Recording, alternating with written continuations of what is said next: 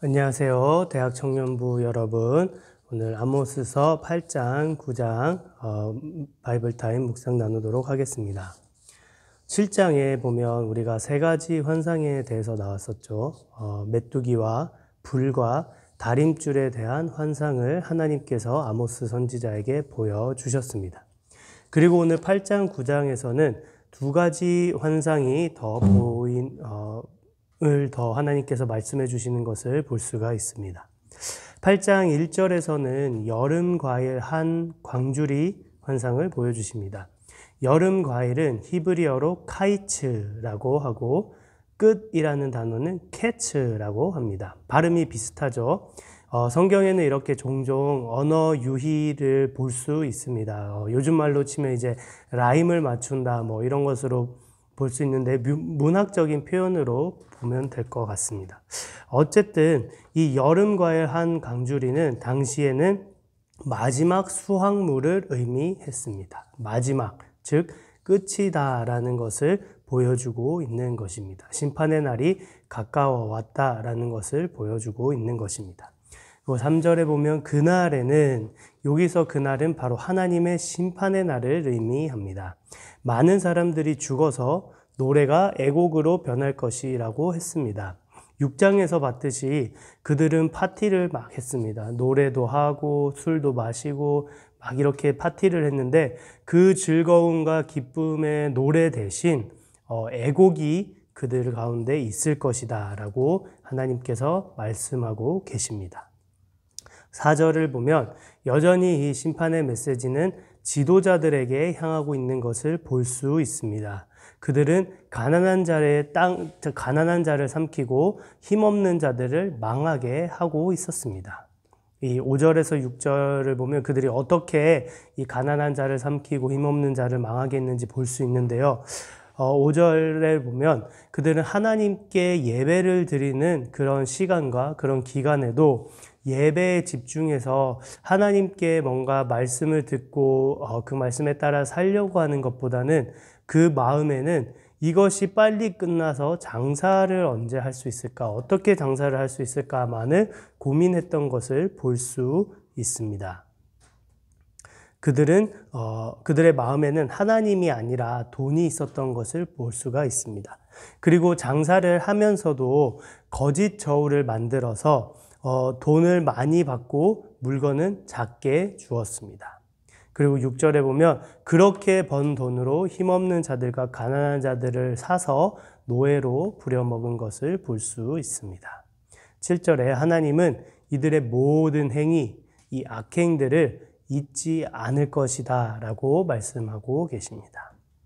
8절을 보면 이로 말미암아서 땅이 떤다고 합니다. 하나님의 이 심판 앞에, 하나님의 진노 앞에 이 땅이 떨 정도라고 합니다.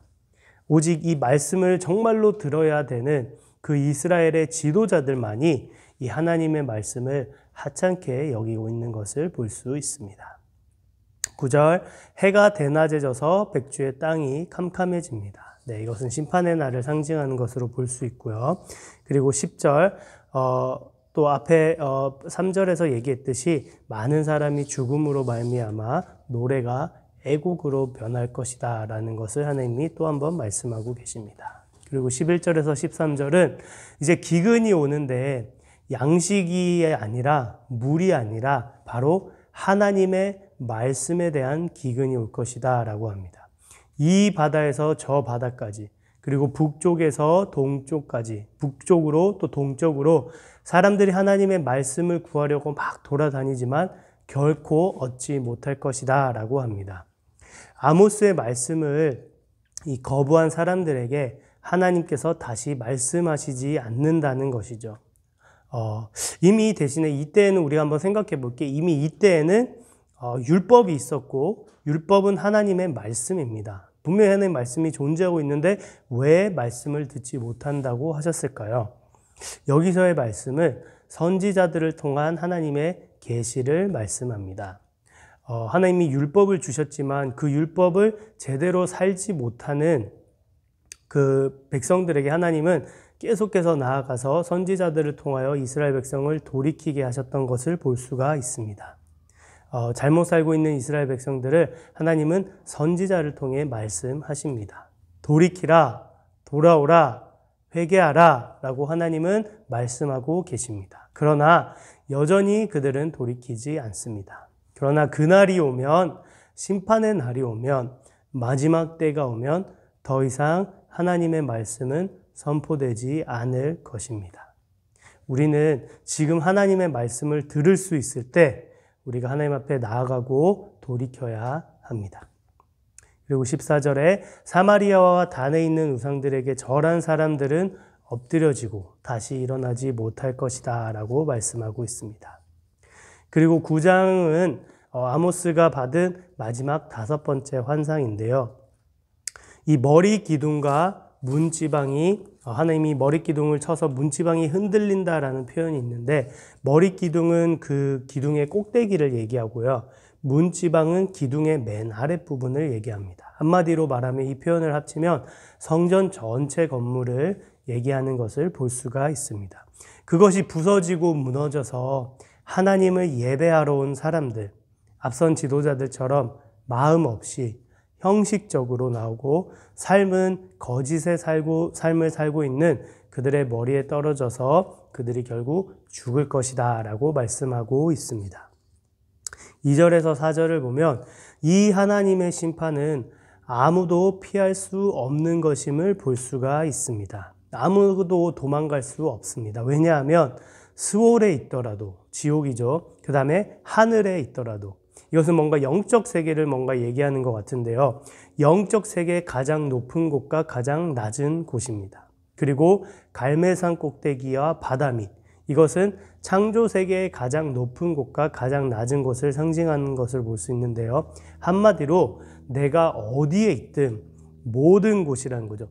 어디에 있든 그것이 이 세상이든 아니든 하나님의 그 심판은 절대로 피할 자가 없다라는 것을 하나님은 2절에서 4절을 통해 보여주고 계십니다. 그리고 5절, 6절은 하나님의 만군의 여호와, 바로 능력이 무한한 분이시기 때문에 또한 창조주이시기 때문에 정말 땅을 흔들고 뒤엎어서라도 이 모든 것을 하실 수 있는 분이다라는 것을 선포하고 있습니다. 그리고 하나님은 많은 이방 나라들, 특히 범죄한 나라들을 지면에서 멸할 것이다 라고 7절, 8절에서 말씀하고 있습니다. 그러나 야곱의 집은 멸하고 벌을 받지만 온전히 멸하지는 않을 것이다 라고 말하고 있습니다. 그리고 9절, 10절을 보면 앞서 2절, 4절에서 말씀드렸듯이 이 심판은 아무도 피하지 못한다라고 했습니다. 여기서 한 번 더 반복이 되는데요. 한 알갱이도 놓치지 않듯 모든 죄인들은 하나님의 칼에 다 죽을 것이다 라고 말씀하고 있습니다. 그리고 11절부터 12절을 보면 11절에 다시 한번 그날이 등장하는데 여기서는 앞에 8장에 나온 앞에 8장 3절, 8절, 8장 11절에 나온 그날과는 다릅니다.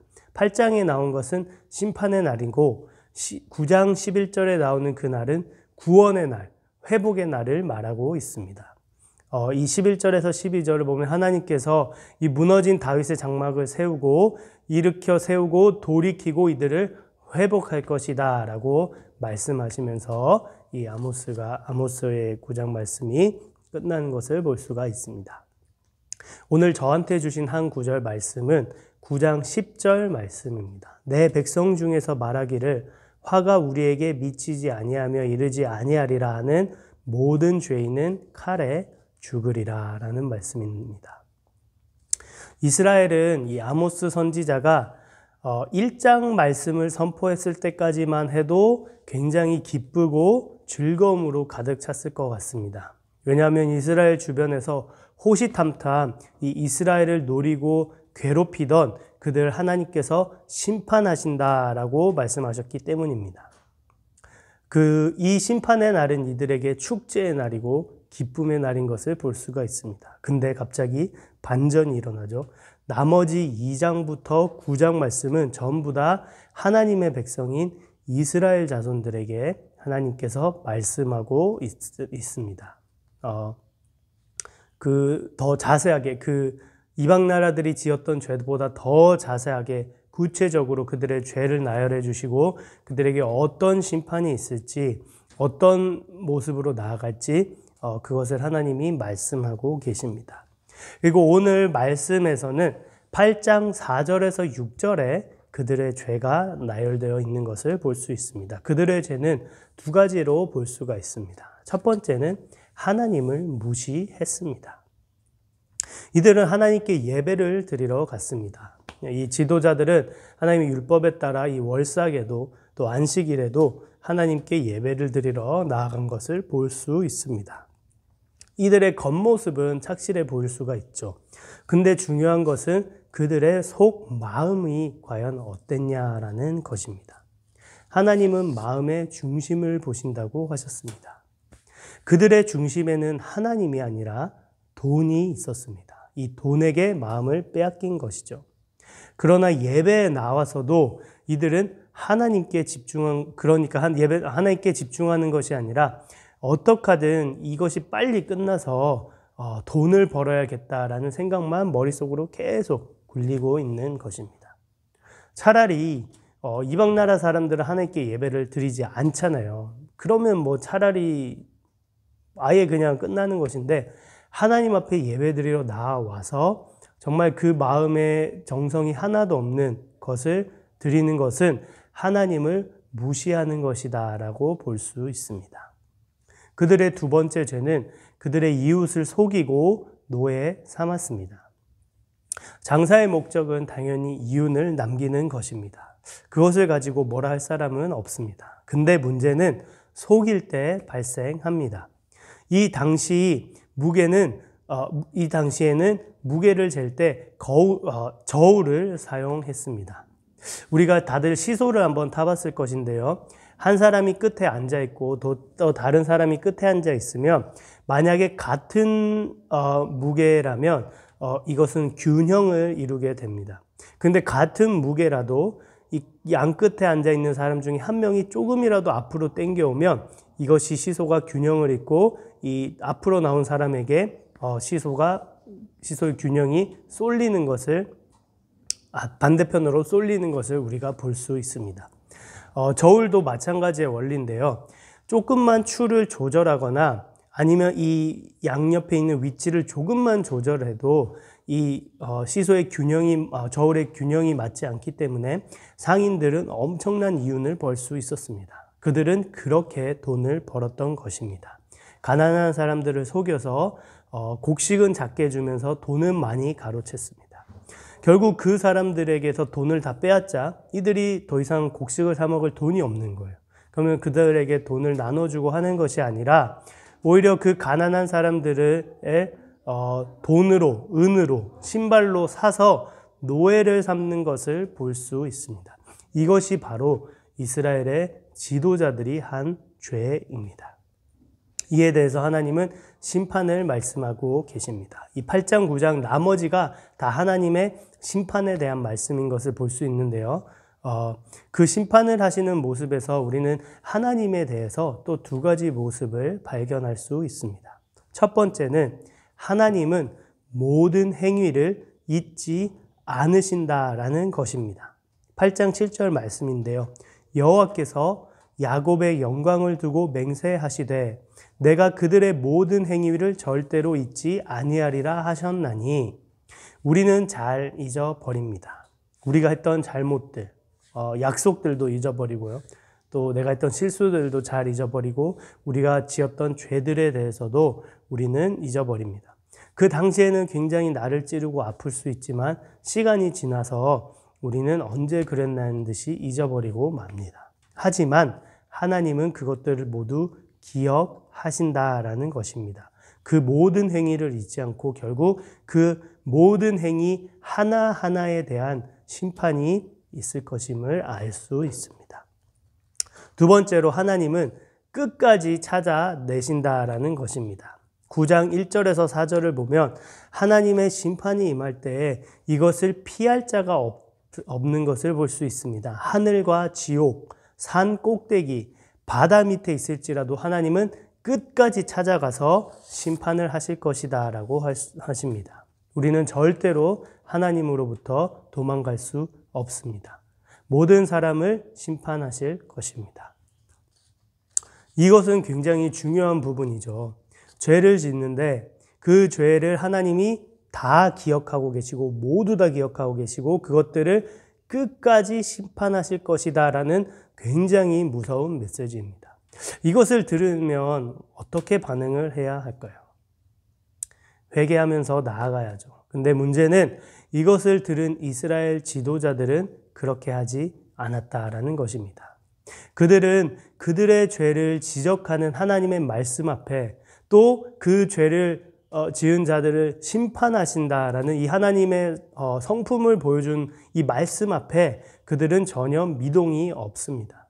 마음의 찔림이나 회개가 없고 지금 그들이 누리고 있는 이 부와 평안함과 권력을 그저 즐기고 만끽하며 살아가고 있습니다. 그리고 오늘의 한 절 말씀처럼 내 백성 중에서 말하기를 화가 우리에게 미치지 아니하며 이르지 아니하리라 라고 그들은 생각하고 있습니다. 화가 이 하나님의 심판이 우리에게 미치지 않을 것이다 라고 장담하면서 그대로 살아가고 있습니다. 이들이 이렇게 생각하는 이유는 그들은 택함을 받은 백성이기 때문입니다. 하나님의 택함을 받은 이스라엘 족속은 절대 망할 수 없고 이미 구원을 받았기 때문에 나는 나의 삶과 상관없이 내가 어떻게 살든 구원을 받는다라는 너무나 큰 믿음을 가지고 있었던 것입니다. 이것은 잘못된 믿음입니다. 우리는 어떻게 생각하고 있습니까? 이 심판의 메시지를 들으면서 내 자신에게 하시는 하나님의 말씀을 통해 나를 돌이키게 하시는 그 하나님의 음성을 듣기보다는 나는 예수님 믿었으니까 구원받았어. 이 심판의 메시지는 나와 상관이 없어 하면서 흘려듣고 계시지는 않습니까? 중요한 것은 이 메시지 가운데 하나님이 나에게 하시는 말씀이 있다라는 것입니다. 내가 어떠한 죄에서 돌이키기를 원하시는 것이 있다라는 것입니다. 또 더 중요한 것은 내 삶이 그래서 믿는 것으로 단지 끝나는 것이 아니라 정말 내 삶이 예수님을 믿는 사람으로 살아가고 있는가에 대한 질문인 것입니다. 믿음의 사람은 반드시 그 행동으로 그 믿음과 하나님에 대한 사랑이 드러나기 때문입니다. 우리가 사랑을 하면 행동으로 드러납니다. 물론 우리가 죄를 안 짓고 살 수는 없습니다. 우리는 죄를 미워하고 피 흘리기까지 싸우고 저항해야 합니다. 그러나 우리는 연약하기 때문에 넘어질 수 있습니다. 또 왜냐하면 여전히 우리가 이 죄가 만연한 세상 가운데 살고 있고 여전히 우리를 넘어뜨리려고 하고 이 유혹하는 사단이 있기 때문입니다. 그래서 우리는 그 죄라는 위험에 늘 노출이 되어 있습니다. 그래서 우리는 이 말씀에 늘 우리 자신을 비추어서 나아가야 합니다. 죄가 있다면 회개해야 되고 우리를 정결하게 해야 합니다. 이 오늘 말씀은 또 나에게 무엇을 비춰주고 있습니까? 그 지도자들처럼 나는 사람들을 속이지 않았나? 나는 내 친구들 혹은 가족들을 거짓으로 속인 적이 없었나? 그들의 약점을 이용해서 그들의 어려움을 이용해서 내가 원하는 대로 그들을 이용한 적은 없었나?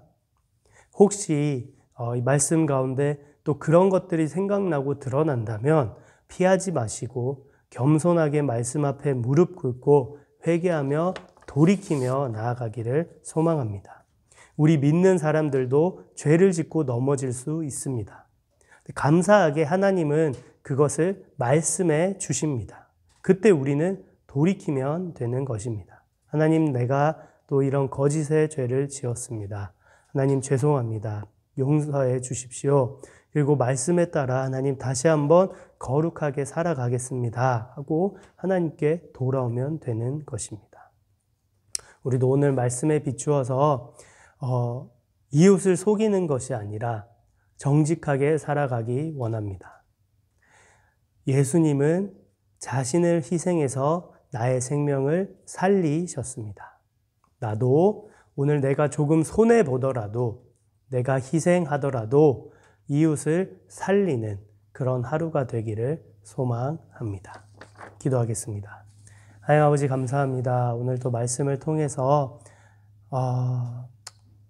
또 이 이스라엘 지도자들의 죄를 보았습니다. 또 그것을 말씀해 주신 하나님의 말씀 음성을 들었습니다. 주님, 우리도 이 음성이 우리에게 들려지기를 소망합니다. 정말 우리 자신에게 또 말씀을 비추어서 또 내 자신이 정말 이스라엘 백성들처럼 정말 나는 구원받은 백성이다 라고 평안 가운데 아무런 삶의 모습에 변화 없이 살아간다면 다시 한번 그것을 내 자신을 보게 하시고 내 마음을 보게 하셔서 먼저 하나님께 온전한 삶을 살아가려고 하는 사람들 되게 하여 주시옵소서.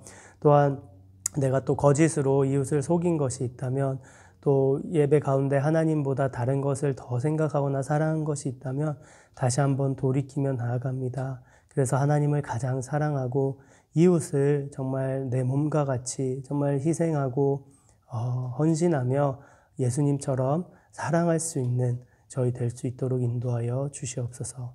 감사합니다. 주님 사랑합니다. 예수님의 이름으로 기도합니다. 아멘.